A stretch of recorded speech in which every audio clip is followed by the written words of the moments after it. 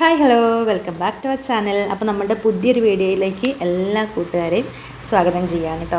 ഇന്ന് ഇത് കഴിഞ്ഞ സൺഡേസിൽ എടുത്തിട്ടുള്ള ഒരു വീഡിയോ ആണ്. കഴിഞ്ഞ സൺഡേസ് എന്ന് പറയുമ്പോൾ 2-3 ദിവസം കഴിഞ്ഞു കേട്ടോ.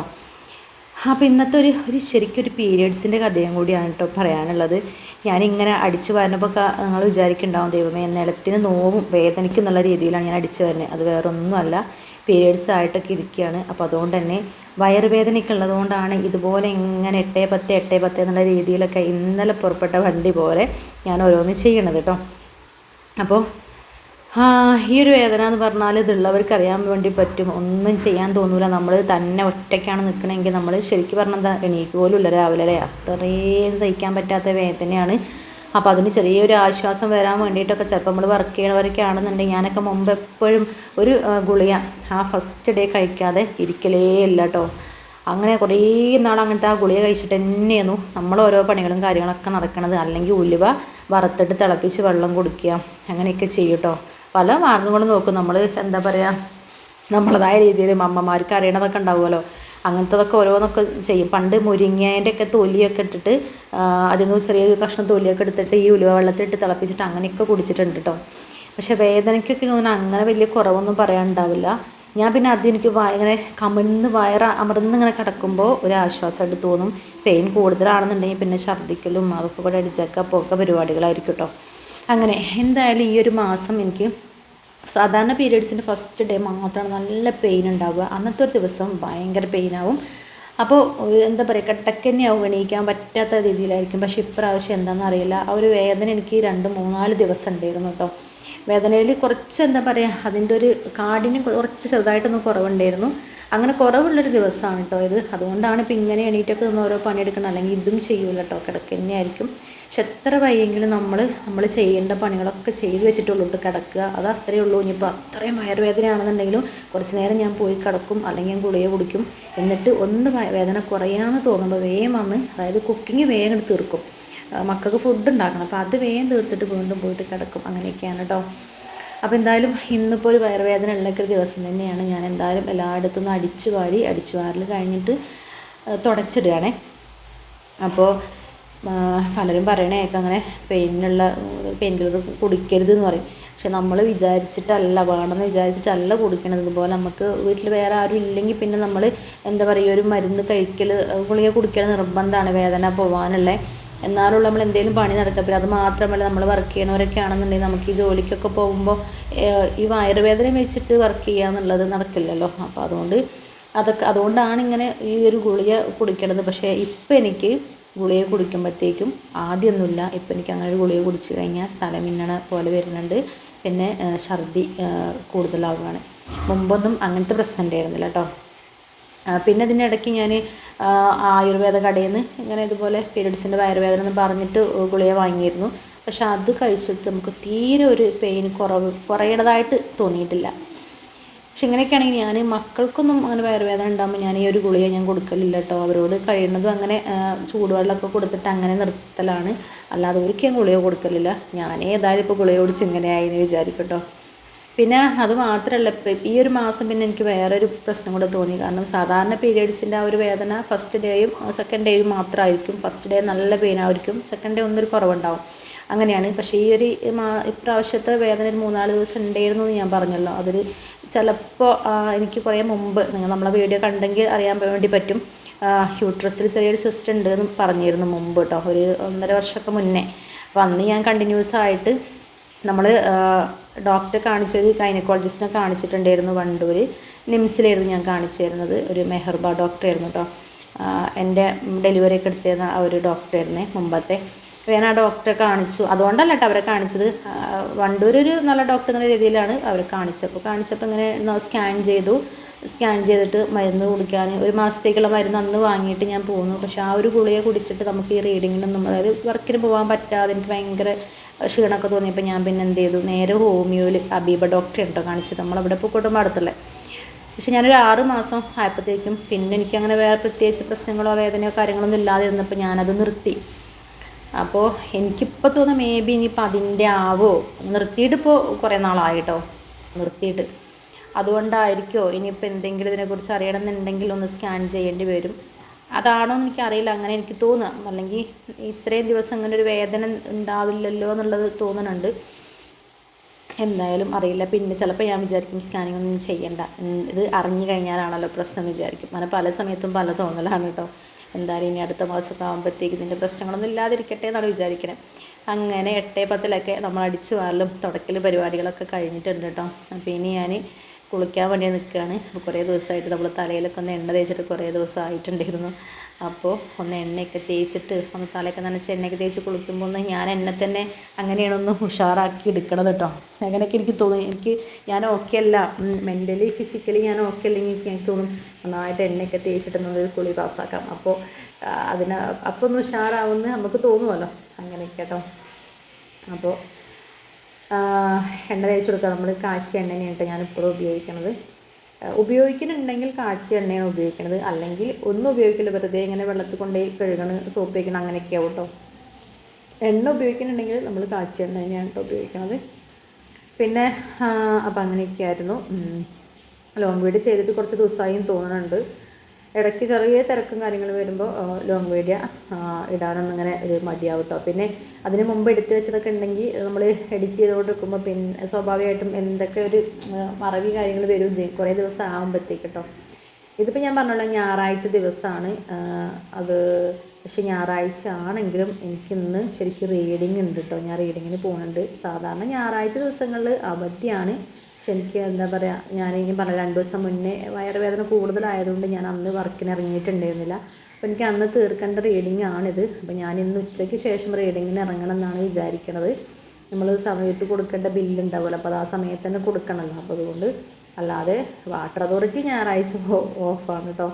ഞാനങ്ങനെ ഞായറാഴ്ച വർക്ക് ചെയ്യലൊന്നുമില്ല. പക്ഷേ ഇന്ന് 2 ദിവസം മുന്നേ ഈ ഒരു വയറുവേദന കൂടുതലായതുകൊണ്ട് എനിക്ക് ബില്ല് കൊടുക്കാൻ പറ്റിയിട്ടുണ്ടായിരുന്നില്ല. അപ്പോൾ ഇന്ന് ഞാൻ റീഡിങ്ങിന് ഇറങ്ങും. അപ്പോൾ എന്തായാലും ഇനി കുളിക്കാൻ വേണ്ടിയിട്ട് കയറുകയാണ്. സാധാരണ എണ്ണ തേച്ച് കഴിഞ്ഞ് ഒരു 10 മിനിറ്റൊക്കെ ഞാൻ വെയിറ്റ് ചെയ്യും. അപ്പോൾ ഞാൻ വിചാരിച്ചു ബാത്റൂമിൻ്റെ വോൾട്ടൈലൊക്കെ അവിടെ കഴുകിയിട്ട് ചുമരൊക്കെ കഴുകിയിട്ട് കുറച്ച് ദിവസം ആയിട്ടുണ്ട്. അപ്പോൾ ഞാൻ അതും കൂടെ കഴുകാൻ വേണ്ടിയിട്ട് കഴുകലൊക്കെ കഴിഞ്ഞ് കുളിയും കഴിഞ്ഞിട്ട് ഇറങ്ങിയിട്ടുണ്ട് കേട്ടോ. അപ്പോൾ ഇനി നേരെ അടുക്കളയിലേക്കാണ് പോകുന്നത്. അപ്പോൾ അതിന് മുമ്പ് കുളി കഴിഞ്ഞാൽ നമ്മുടെ 90s കിഡ്സിൻ്റെ ഒക്കെ ഒരു ഇതാവുമല്ലേ, ആ കാലഘട്ടത്തിൽ ജനിച്ചവർക്കൊക്കെ ഒരു കുളി കഴിഞ്ഞാൽ ഒരു പൗഡർ മസ്റ്റായിരിക്കും കേട്ടോ. ഞാനിപ്പോഴും ഒരു പൗഡർ എന്തായാലും ഉപയോഗിക്കുന്ന ആളാണ്. ഒന്നുമില്ല, എനിക്ക് ജസ്റ്റ് ഇതങ്ങനെ പൗഡർ 2 കൈയിലേക്കും കുറച്ചിങ്ങനെ തട്ടിയിട്ട് അത് ഇങ്ങോട്ട് മുഖത്തിട്ടിട്ട് എന്നിട്ട് ഇട്ട ഡ്രസ്സോ അല്ലെങ്കിൽ തോളിൽ എന്തെങ്കിലും നല്ല തുണി എന്തെങ്കിലുമൊക്കെ ഉണ്ടെങ്കിൽ അത് എടുത്തിട്ട് മുഖം നന്നായിട്ട് തുടയ്ക്കും. അപ്പോൾ കിട്ടുന്നൊരു സമാധാനമുള്ള കേസ്. ഇങ്ങനെ ആരെങ്കിലും ഉണ്ടെങ്കിൽ ഒന്ന് കമൻറ്റ് ചെയ്യണം കേട്ടോ. നമ്മളൊക്കെ അധികം അങ്ങനെയായിരിക്കില്ല. പക്ഷേ മക്കളാരും ഇങ്ങനെ ഒരു സംഭവം മുഖത്തിട്ടേ അല്ല കേട്ടോ. അവരാരും പൗഡർ ഇടാൻ ഞാൻ ഇതുവരെ കണ്ടിട്ടില്ല. പക്ഷെ ഞാനിത് കേട്ടോ, എനിക്കിതില്ലെങ്കിൽ പറ്റില്ല. അതങ്ങനെ ഇട്ടിട്ട് പിന്നെ ചിലപ്പോൾ കണ്ണെഴുതും, ഓരോ മോഡിനനുസരിച്ചായിരിക്കും ചിലപ്പോൾ കണ്ണെഴുതും, പിന്നെ എന്താ പറയുക പൊട്ടിടും, അങ്ങനെയൊക്കെ ചെയ്യും. ചിലപ്പോൾ ഓരോ കലാപരിപാടികളാണ്. ഇന്നിപ്പോൾ പൊട്ടൊന്നും വയ്ക്കുന്നില്ല. ജസ്റ്റ് ഞാൻ ഐടെക്സിൻ്റെ ഒരു കൺവെഷൻ അത് വാങ്ങിയിട്ടുണ്ട്. അപ്പോൾ അതിന് കണ്ണിനകത്ത് അതൊന്ന് വരച്ചു കൊടുത്തു കേട്ടോ. പിന്നെ എന്താണ്, പിന്നെ ജസ്റ്റ് ലിപ് ബാമും കൂടെ അങ്ങനെ ഇട്ട് കൊടുക്കും. അങ്ങനെയൊക്കെ ഞാൻ കുളിയൊക്കെ കഴിഞ്ഞപ്പോൾ എനിക്ക് എന്തോ ചെറിയൊരു വയറുവേദനയ്ക്ക് കുറേ ഒരു ആശ്വാസമുള്ള പോലെയൊക്കെ തോന്നുന്നുണ്ടായിരുന്നു കേട്ടോ. ഇനി ഞാൻ എന്താ പറയുക, അടുക്കളയ്ക്കാണ്. നമുക്ക് ചോറ് വയ്ക്കണം, പിന്നെ കറികളൊക്കെ ഉണ്ടാക്കണം. ഒരു മോയ്സ്ചറൈസിൻ്റെ അതെടുത്തിട്ട് തേച്ച് കൊടുക്കുകയാണ് കേട്ടോ. കൈയൊക്കെ നമ്മളിങ്ങനെ വെയിൽ കൊണ്ടിട്ട് ചില ദിവസങ്ങളൊക്കെ റീഡിങ്ങിന് ഇറങ്ങുമ്പോൾ ഞാൻ ഗ്ലൗസ് ഇടൂല, മനഃപൂർവ്വം ചിലപ്പോൾ ഇങ്ങോട്ട് ഇടൂല, മടിയൊക്കെ തോന്നും, ഇടാൻ മടി തോന്നും. ചിലപ്പോഴൊക്കെ അങ്ങനെ ഇടും. അങ്ങനെയൊക്കെയാണ്. ഓരോ സമയത്തും ഓരോ തോന്നലായിരിക്കും. ചിലപ്പോൾ ഗ്ലൗസൊക്കെ ഇടുമ്പോൾ എനിക്ക് എന്താ ഒരു ബുദ്ധിമുട്ട് ഇങ്ങനെ ഫീൽ ചെയ്യും. അപ്പോൾ അങ്ങനെ അപ്പോൾ അടുക്കളയ്ക്ക് വന്നു. അപ്പോൾ അതിന് മുന്നേ നമ്മളെ കാർക്കൂന്തലൊക്കെ ഒന്ന് അഴിച്ച് നേരെ കെട്ടട്ടെ കേട്ടോ. ഞാൻ ലിപ്സ്റ്റിക് ഇട്ടിട്ടുണ്ട് കേട്ടോ ഗൈസ്, അത് മസ്റ്റാണെന്ന് പറഞ്ഞില്ലേ. അപ്പോൾ അതിട്ട് ഞാൻ തലമുടിയൊക്കെ ഒന്ന് പുറത്ത് പോയി ഒന്ന് തോർത്തിയിട്ട് വരാം.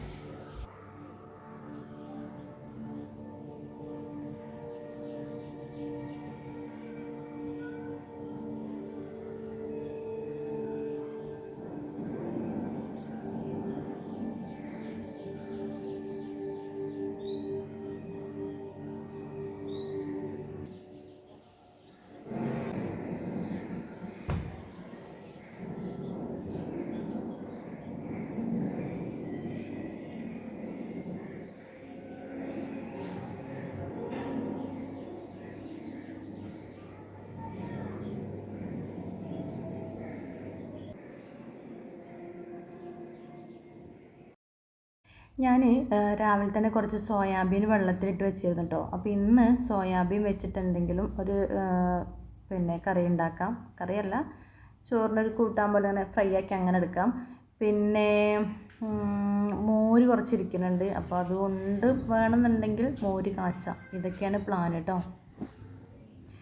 അപ്പോൾ ഞാൻ സോയാബീനൊക്കെ നന്നായിട്ട് പിഴിഞ്ഞെടുക്കുകയാണ്. ഞാൻ ചിലപ്പോൾ ഈ എന്താ പറയുക തിളച്ച വെള്ളത്തിൽ അങ്ങനെ ഇട്ട് വയ്ക്കും, അല്ലെങ്കിൽ സാധാ നോർമൽ വെള്ളത്തിൽ അങ്ങനെ ഇട്ട് വയ്ക്കും കേട്ടോ. സാധാരണ ഈ സോയാബീനോട് വലിയ താല്പര്യമില്ലാത്ത ആളാണ് ഞാൻ. കുട്ടികൾക്ക് ഇഷ്ടമാണ്, അവർക്ക് ഇങ്ങനെ വെറുതെ ഫ്രൈ ചെയ്ത് കൊടുത്താൽ ഭയങ്കര ഇഷ്ടമാണ് കേട്ടോ. അപ്പോൾ ഇന്ന് ഇത് വെച്ചിട്ട് ഞാനൊരു ഐറ്റം കാണിക്കാം. നിങ്ങളാരും ഉണ്ടാക്കി നോക്കാത്തവരാണെങ്കിൽ ജസ്റ്റ് ഇതുപോലെ ഒന്ന് ട്രൈ ചെയ്ത് നോക്കൊണ്ടു. ഞാൻ ഇങ്ങനെ ഉണ്ടാക്കുമ്പോൾ മാത്രമാണ് സോയാബീൻ ഞാൻ കഴിക്കണത് കേട്ടോ, അല്ലെങ്കിൽ എനിക്ക് ഇഷ്ടേ അല്ല. അപ്പോൾ ഇതുപോലെ ഉണ്ടാക്കി നോക്കാത്തവരുണ്ടെങ്കിൽ ജസ്റ്റ് ഇതുപോലെ ഒന്ന് ട്രൈ ചെയ്ത് നോക്കണം കേട്ടോ. അപ്പോൾ നന്നായിട്ട് ഞാൻ ആ പിഴിഞ്ഞ് ഞാൻ എടുത്ത് 2-3 പ്രാവശ്യം വെള്ളത്തിൽ ഞാൻ കഴുകും കേട്ടോ. അങ്ങനെയാണ് ചെയ്യൽ. ചിലവർ തിളച്ച വെള്ളത്തിൽ ഇങ്ങനെ സോയാബീൻ ഇട്ടിട്ടൊന്ന് ജസ്റ്റ് തിളപ്പിച്ചെടുക്കണം ഞാൻ കണ്ടിട്ടുണ്ട്. അപ്പോൾ ഈ നമ്മൾ കഴുകി വൃത്തിയാക്കി വെച്ചിട്ട് സോയാബീനിലേക്ക് കുറച്ച് മസാല തേച്ചിട്ട് അതിങ്ങനെ ഫ്രൈ ചെയ്യാൻ വേണ്ടിയിട്ട് വെക്കുകയാണ്. അപ്പോൾ ഞാനെടുത്ത മസാലകൾ ചിക്കൻ മസാലയും മഞ്ഞൾപ്പൊടി മാത്രം, പിന്നെ ഉപ്പും, ഇത് മാത്രമാണ് ഞാൻ ഇട്ട് കൊടുക്കുന്നത്. പിന്നെ വേണമെന്നുണ്ടെങ്കിൽ ഞാനിപ്പോൾ വലിയ ജീരകം ഇങ്ങനെ പൊടിച്ച് വെച്ചിട്ടുണ്ട്, അപ്പോൾ അതിൽ നിന്നൊരു നുള്ളി ഞാൻ ഇട്ട് കൊടുക്കും കേട്ടോ. കിച്ചുമോളാണ് അവിടെ നിന്ന് ഓരോന്ന് പറയണത്. അപ്പോൾ മുളക് പൊടി തീരെ ചേർക്കണില്ല, മുളക് പൊടി നമുക്ക് ചേർക്കാം, അതിന് വേറെ സംഭവമുണ്ട്. അപ്പോൾ ഇപ്പം ഞാൻ മസാല തേച്ച് കൊടുക്കുമ്പോൾ മഞ്ഞൾപ്പൊടി, ചിക്കൻ മസാലയും വലിയ ജീരകത്തിൽ നിന്ന് ഇതൊന്ന് കുറച്ചൊരു പൊടിയും കൂടെ ചേർത്തിട്ട് ആവശ്യത്തിനുള്ള ഉപ്പും ചേർത്ത് നന്നായിട്ട് ഇങ്ങോട്ട് തിരുമ്മിയിട്ട് ഒരു കുറച്ച് സമയം 5-10 മിനിറ്റ് ഒന്ന് റെസ്റ്റ് ചെയ്യാൻ വേണ്ടിയിട്ട് വെക്കും കേട്ടോ. അത്രേ ചെയ്യണുള്ളേ. പിന്നെ ഉപ്പ്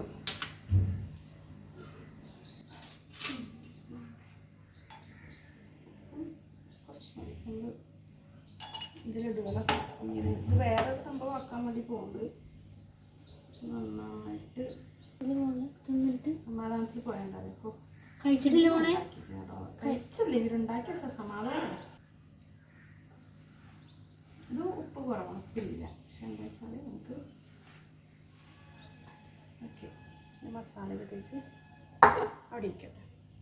അപ്പോൾ നമ്മൾ സോയാബീൻ മസാലയൊക്കെ തേച്ച് കുറച്ച് നേരം വെച്ചിരുന്നു കേട്ടോ. എന്നിട്ട് ഇതൊന്ന് ഫ്രൈ ചെയ്തെടുക്കുകയാണ്. വെളിച്ചെണ്ണ ഒഴിച്ചിട്ട് കുറച്ച് കറിവേപ്പിൻ്റെ ഇട്ട് കൊടുത്തിട്ട് ഒന്ന് നന്നായിട്ട് ഫ്രൈ ചെയ്തെടുക്കണം കേട്ടോ. കണ്ടോ, ഇതുപോലെ ആക്കിയെടുക്കുന്നുണ്ട്. എന്നിട്ട് നമ്മൾ ഇതൊരു വേറെ പാത്രത്തിലേക്ക് മാറ്റിയിട്ട് ഇതേ സെയിം പാനിൽ നമ്മൾ ബാക്കിയുള്ള സംഭവങ്ങളൊക്കെ ഒന്ന് റെഡിയാക്കി എടുക്കാൻ വേണ്ടിയിട്ട് പോകാൻ കേട്ടോ. ഇങ്ങനെ തന്നെ വറുത്ത് വയ്ക്കാൻ കേട്ടോ. ഈ ഒരു കളറിൽ തന്നെ ഇതുപോലെ ഒന്നുകൊണ്ട് ആക്കി വറുത്ത് വയ്ക്കുക. അപ്പോൾ നമ്മൾ ചൂടായ വെളിച്ചെണ്ണയിലേക്ക് വലിയ ഉള്ളി, ഞാൻ 2 സവോള എടുത്തിട്ടുണ്ട്. വലിയ നല്ല ഒരു മീഡിയം സൈസ് സവോള എടുത്തു. അതിലേക്ക് കുറച്ച് ഇഞ്ചി വെളുത്തുള്ളിയും ജസ്റ്റ് ഇങ്ങനെ കൊത്തി അരിഞ്ഞതും ഇട്ട് കൊടുത്തു. നന്നായിട്ട് നമ്മൾ ഉപ്പൊക്കെ ഇട്ടിട്ട് നല്ലപോലെ വഴറ്റിയെടുക്കുകയാണ് കേട്ടോ. നമ്മൾ വഴറ്റിയെടുത്ത ഈ ഒരു സവോളയിലേക്ക് മഞ്ഞൾപ്പൊടി, വീണ്ടും ഒരു തുള്ളി ചിക്കൻ മസാല, മല്ലിപ്പൊടി, പിന്നെ മുളക് പൊടി ചേർത്ത് കൊടുക്കുന്നുണ്ട് കേട്ടോ. കുറച്ച് മുളക് പൊടിയും കൂടെ ചേർത്ത് കൊടുക്കുകയാണ്. ഇവിടുത്തെ മുളക് നല്ല എരിവാണ്, അപ്പോൾ ഞാൻ കുറച്ച് തന്നെ ചേർക്കണുള്ളൂ കേട്ടോ. ഇത് നല്ലോണം പൊടികളൊക്കെ മൂത്തതിന് ശേഷം നമ്മളിതിലേക്ക് തക്കാളിയും കൂടെ ചേർത്തു. ചെറിയ 2 തക്കാളിയാണ്, വളരെ ചെറിയ തക്കാളിയായിരുന്നു, അപ്പോൾ 2 എടുത്തു കേട്ടോ. ഇതിനി കുറച്ച് സമയം ഒന്നിങ്ങോട്ട് അടച്ച് വെച്ചിട്ട് അടച്ച് വയ്ക്കുക. അതിനുശേഷം നമ്മൾ അടപ്പ് തുറക്കണം. ഇതിലേക്ക് കുറച്ച് വെള്ളം ചേർത്ത് കൊടുക്കുകയാണ് കേട്ടോ. നമ്മളിത് കറി ആയിട്ടല്ല, നല്ല ഡ്രൈ ആക്കിയിട്ടാണ് എടുക്കുക. ഈ വെള്ളം ഒഴിച്ച് കൊടുത്തതിൻ്റെ ഒപ്പം തന്നെ നമ്മൾ നേരത്തെ വറുത്ത് വെച്ച നമ്മുടെ സോയാബീൻ കൂടെ ഇതിലേക്ക് ഇട്ട് കൊടുക്കണം. അതായത് തിളയ്ക്കാനൊന്നും നിൽക്കണ്ട, ആ വെള്ളം ഒഴിച്ച് അപ്പം തന്നെ ഇട്ട് കൊടുക്കണം. എന്നാലുള്ള ആ കറിയുടെ ഗ്രേവിയും അതായത് എല്ലാം നമ്മളെ സോയാബീനിലേക്കും കൂടെ പിടിക്കുള്ളൂ കേട്ടോ. ഇനി നമ്മളത് ചെറിയ തീയിലിട്ടിട്ട് അടച്ച് വെച്ചിട്ട് കുറേ സമയം നന്നായിട്ട് കുക്ക് ചെയ്യുക. ഓൾറെഡി നമ്മളെ സോയാബീൻ വെന്തിട്ടുണ്ട്, നമ്മൾ ബാക്കിയുള്ളതൊക്കെ വെന്തിട്ടുണ്ട് കേട്ടോ. അപ്പോൾ അത് അവിടെ ഒന്ന് ഡ്രൈ ആയി വരട്ടെ, അത് വരട്ടിയെടുക്കുകയാണല്ലോ. ആ ഒരു സമയം കൊണ്ട് അപ്പോൾ ഞാൻ കാണിച്ച മോരുണ്ടല്ലോ, ഇത് ഞാൻ കഴിഞ്ഞ ദിവസം നമ്മൾ കൂറ്റമ്പാറ ഭാഗത്ത് ഞാൻ റീഡിങ്ങിന് പോയായിരുന്നേ. ഞാനിങ്ങനെ പറയണത് എന്താണെന്ന് ചോദിച്ചാൽ, അവിടെ ആ കൂറ്റമ്പാറ ആ റോഡിനോട് ചേർന്നൊരു സൈഡിലൊരു കടയുണ്ട്, പലചരക്ക് കട. അവിടുന്ന് വാങ്ങിയ മോരാണ്, നല്ല അടിപൊളി മോര് കേട്ടോ, നല്ല ടേസ്റ്റ്. അപ്പോൾ ആ മോര് ഫ്രിഡ്ജ് തുറന്നപ്പോൾ ഞാൻ കണ്ടിരുന്നു. അപ്പോൾ ഞാൻ വിചാരിച്ചു അതുകൊണ്ടൊരു മോര് കറി ഉണ്ടാക്കാൻ. വളരെ സിമ്പിളായിട്ടുള്ളൊരു മോര് കറിയാണ്. നമ്മൾ വെളിച്ചെണ്ണ ഒഴിച്ചു, ഉലുവയാണ് ഇട്ടത്, കടുക് ഇട്ടിട്ടില്ല. ഉലുവ പൊട്ടിച്ചു, വറ്റൽമുളക്, കറിവേപ്പിൻ്റെ ഇല, ചെറിയുള്ളി, വെളുത്തുള്ളി, ഇഞ്ചി ഇതൊക്കെ നീളത്തിൽ അരിഞ്ഞ് അതും കൂടി ഇട്ട് കൊടുത്തിട്ട് ഒന്ന് മൂപ്പിച്ചു. അതിലേക്ക് മഞ്ഞൾപ്പൊടി ഇട്ട് കൊടുത്തു. നമ്മുടെ മോരും കൂടി ഒഴിച്ചു കൊടുത്തിട്ടുണ്ട് കേട്ടോ. നല്ല ടേസ്റ്റുള്ള മോരായിരുന്നേ. ഇനി ഇതിങ്ങനെ വേണമെങ്കിൽ ഉപയോഗിക്കാം. ഉപ്പും കൂടെ ഇട്ട് കഴിഞ്ഞാൽ ആവശ്യത്തിന് വെള്ളം കൂടി ആക്കിയിട്ട് നമുക്ക് എത്രത്തോളം കറി വേണമെങ്കിൽ അങ്ങനെ ആക്കിയിട്ട് ഇങ്ങനെ ഉപയോഗിക്കാം. അതല്ലെങ്കിൽ ഇതപ്പോൾ ഞാനിതാ തേങ്ങയും 2 ചെറിയുള്ളിയും ഒരു നുള്ളു ജീരകവും കൂടി നന്നായിട്ട് മഞ്ഞൾപ്പൊടിയൊക്കെ ഇട്ട് അരച്ചതാണ്. ആ ഒരരപ്പും കൂടി ഇതിലേക്ക് ചേർത്ത് കൊടുത്തു. ആവശ്യത്തിനുള്ള വെള്ളം കൂടി ചേർക്കുക, ഉപ്പിട്ട് കൊടുക്കുക. ഒന്ന് ചൂടാകുമ്പോൾ തീ ഓഫ് ചെയ്യുക. നമ്മുടെ മോര് കറി ഇവിടെ സെറ്റായിട്ടുണ്ട്. അപ്പോൾ ഈ ഒരു സോയാബീൻ എന്താ പറയുക റോസ്റ്റും ഈ ഒരു മോര് കറി ഉണ്ടെങ്കിൽ പിന്നെ ചോറിൻ്റെ കൂടെ ഒന്നും വേണ്ട. പക്ഷേ ഈ ഒരു സോയാബീൻ ഇങ്ങനെ റോസ്റ്റ് ചെയ്തിട്ടല്ല, ചൂട് ചോറിൻ്റെ കൂടെ റേഷൻ അരിൻ്റെ ചോറും കൂടെ ആണ്, പൊളിക്കും, അടിപൊളിയാണ്. അപ്പോൾ നമ്മളിതാ വെള്ളം ഒഴിച്ച് കൊടുത്തൊക്കെ നന്നായിട്ട് ആ ഒരു സോയാബീനൊക്കെ അങ്ങോട്ട് കുടിച്ചെടുത്തിട്ടുണ്ട് ഗൈസ്. ആ വെള്ളമൊക്കെ ഡ്രൈ ആക്കി. പക്ഷേ അത് വിചാരിച്ച് തീ ഓഫ് ചെയ്തിട്ട് കുക്കിംഗ് നിർത്തരുത്. ഇത് പിന്നെ നമ്മൾ കുറച്ച് നേരം അടച്ച് വയ്ക്കുക, തുറന്ന് വയ്ക്കുക, ഇങ്ങനെയൊക്കെ നല്ലപോലെ ആയിട്ട് നല്ല റോസ്റ്റ് ആക്കി എടുക്കണം. ഇപ്പോൾ കാണുമ്പോൾ ചിലപ്പോൾ ഒരു ബീഫിൻ്റെയൊക്കെ ഒരു സംഭവം പോലെ നമുക്ക് തോന്നും അല്ലേ. ബീഫൊക്കെ ഇങ്ങനെ ഫ്രൈ ചെയ്ത് റോസ്റ്റ് ആക്കിയ പോലെ ഒരു ഫീലായിരിക്കും. അങ്ങനെ അടച്ച് വയ്ക്കുക, തുറന്ന് വയ്ക്കുക, അങ്ങനെ ചെറിയ സിമ്മിലിട്ടിട്ട് തന്നെ ഇതിങ്ങനെ ചെയ്ത് കൊണ്ട് പോവുക. അപ്പോൾ നമുക്ക് നല്ല അടിപൊളി സോയാബീൻ റോസ്റ്റ് ഇവിടെ റെഡി ആയിട്ടുണ്ട് കേട്ടോ. അപ്പോൾ കൂട്ടുകാർ ഇത് ഇഷ്ടമായിട്ടുണ്ടെങ്കിൽ വീഡിയോ ലൈക്ക് ചെയ്യുക, ഷെയർ ചെയ്യുക, കമൻറ്റ് ചെയ്യുക. അപ്പോൾ ഞാനിതാ നമ്മുടെ അടുക്കളയുടെ പരിപാടിയൊക്കെ കഴിഞ്ഞിട്ട് മടി പിടിച്ചിട്ട് റീഡിങ്ങിന് പോവുകയാണ് കേട്ടോ. മടി വേറൊന്നുമല്ല, വയറുവേദന ഉള്ളതുകൊണ്ടാണ്. അപ്പോൾ ഇന്നത്തെ വീഡിയോ വിശേഷം ഇത്രയേ ഉള്ളൂ. അടുത്തൊരു വീഡിയോ ആയിട്ട് ഉടനെ തന്നെ വരാം. അതുവരേക്കും എല്ലാ കൂട്ടുകാർക്കും tata bye, see you, thanks for watching. അപ്പോൾ എല്ലാവരോടും വീണ്ടും പറയാണ്, ലൈക്ക് ചെയ്യാനും ഷെയർ ചെയ്യാനും സബ്സ്ക്രൈബ് ചെയ്ത് ചാനൽ സപ്പോർട്ട് ചെയ്യാനും.